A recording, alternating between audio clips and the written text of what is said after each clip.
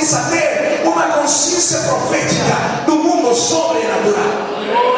Isso é uma noite na qual o Senhor vai abrir a tua mente, Ele vai alinhar a tua mente e Ele vai despertar a tua consciência profética. E eu posso profetizar sobre a tua vida que vem dias nos quais a revelação profética começará a fluir na tua vida como nunca antes. Você terá sonhos, você terá visões, você terá experiências sobrenaturais. Será revelado o modelo da casa do Senhor.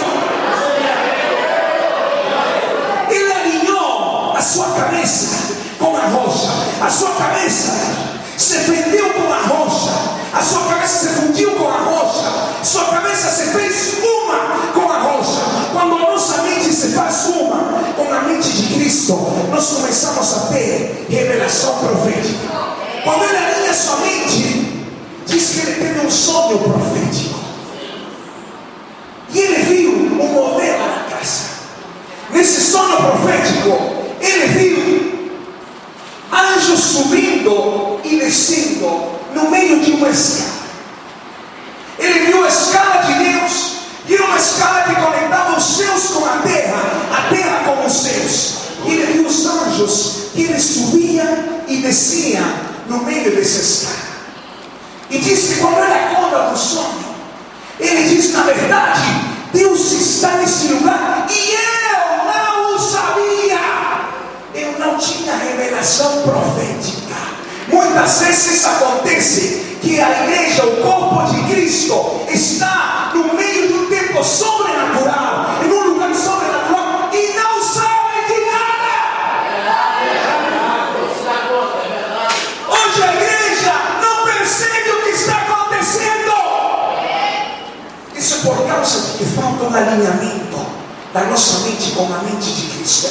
Quando a mente de Jacó se alinhou com a rocha, ele começou a ter a revelação profética e viu a escada. Agora a nossa mente ocidental tem nos roubado o entendimento do que é a escada de Deus, porque nós imaginamos que a escada de Deus é uma escada com degraus, uma escada onde os anjos subiam, mas também diz que os anjos desciam. Então o nosso conceito é um conceito ocidental do que é a escada. Mas se nós analisássemos os termos hebraicos que se usam para a escada, nós teríamos algo diferente do que temos aprendido a imaginar. Para os hebraicos, a escada de Deus não é uma escada com degraus, não é uma escada com peldaños.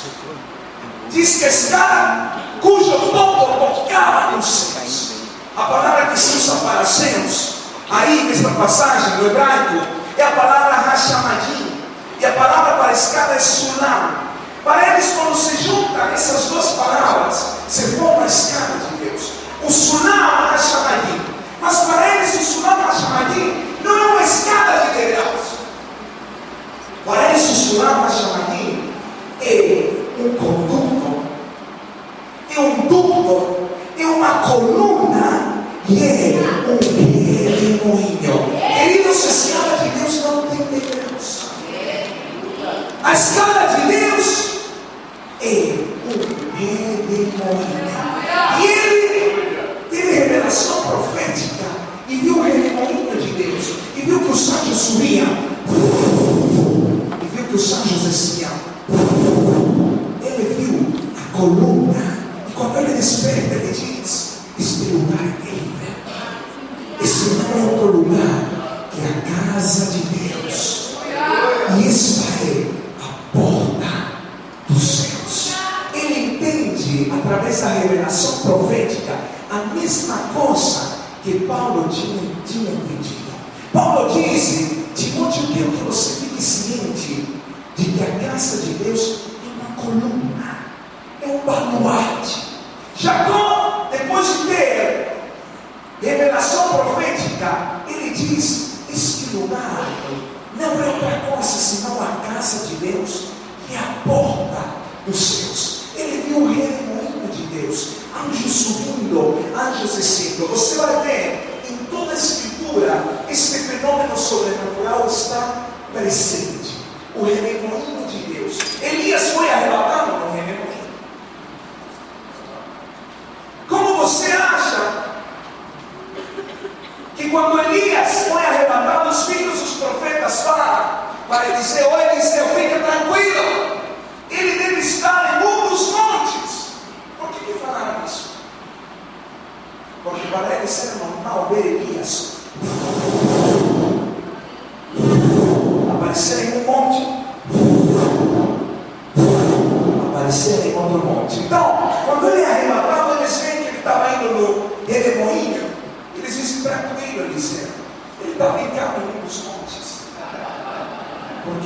algo sobrenatural. Sabe o que falta hoje na igreja?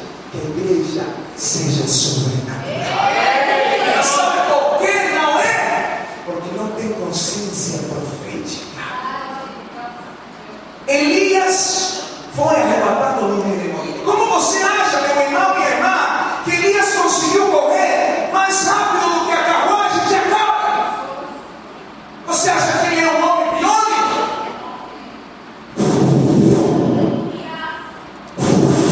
Chegou e falou para Acabe: eu estava te aguardando. Como Filipe foi transportado de um lugar a outro? Ele estava no meio de um avivamento. Deus falou: eu quero que você vá em outro lugar. Apareceu para o Etíope, pregou para ele e falou: tchau. Eu quero te anunciar algo. Eu quero te profetizar algo nessa noite. Vem os dias nos quais você e eu vamos viver o sobrenatural de Deus como nunca antes. Se prepara, porque Deus vai te tomar de um lugar e vai te deixar em outro lugar. Se prepara, porque Deus vai te tomar de uma nação e vai te levar em outra nação. Se prepara, porque Deus vai te levar a experimentar o sobrenatural. Porque nem Elias nem Felipe são melhores do que nós.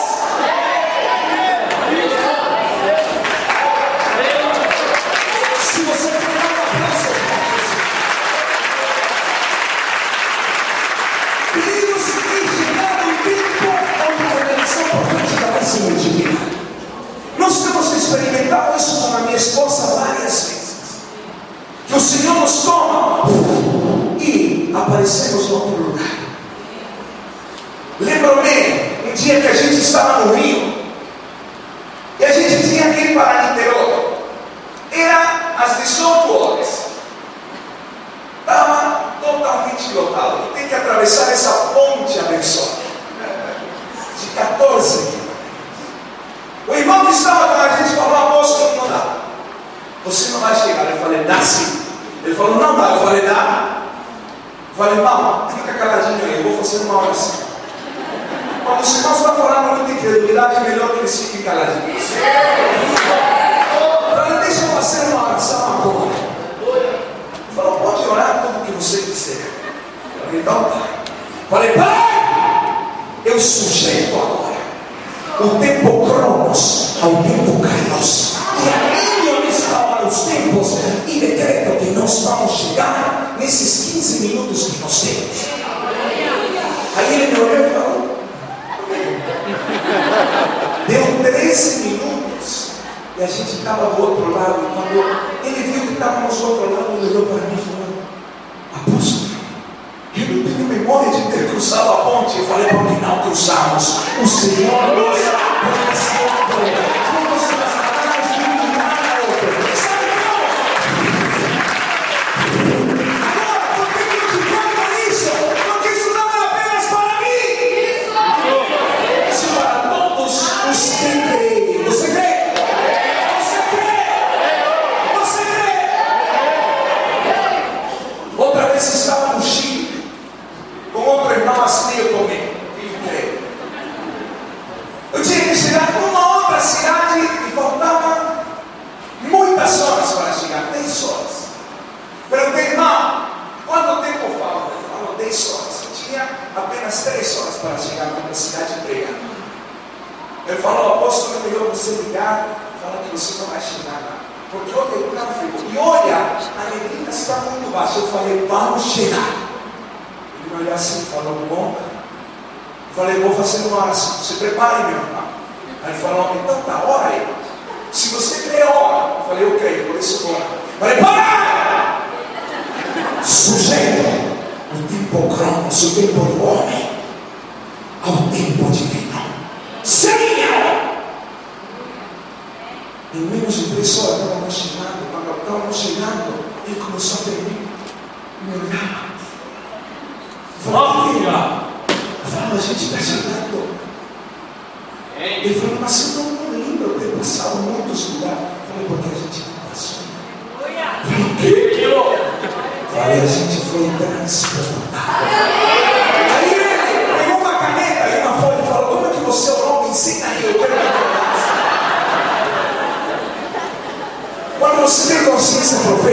revelação profética, querido, você acessa o sobrenatural do Senhor.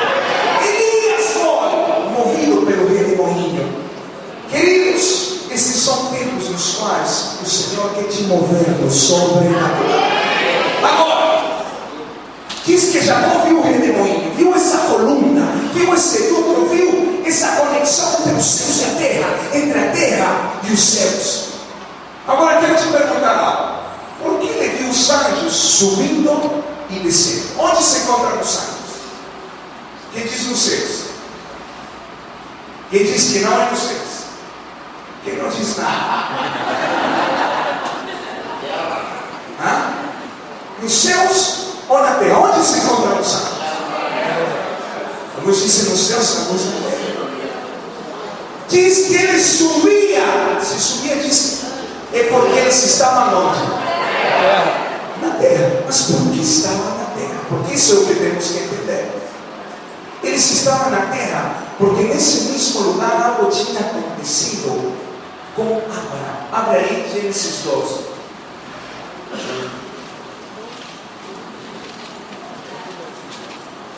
Aleluia.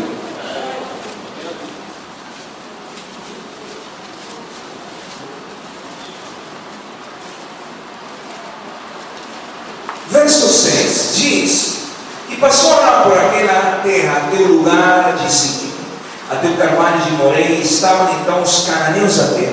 E apareceu o Senhor a Abraão e disse: a tua semente darei esta terra. E edificou ali um altar ao Senhor que lhe aparecera. E moveu-se dali para a montanha amada do oriente de Betel, e armou a sua tenda pelo Betel ao ocidente e a oriente. E edificou ali um altar ao Senhor e invocou o nome do Senhor.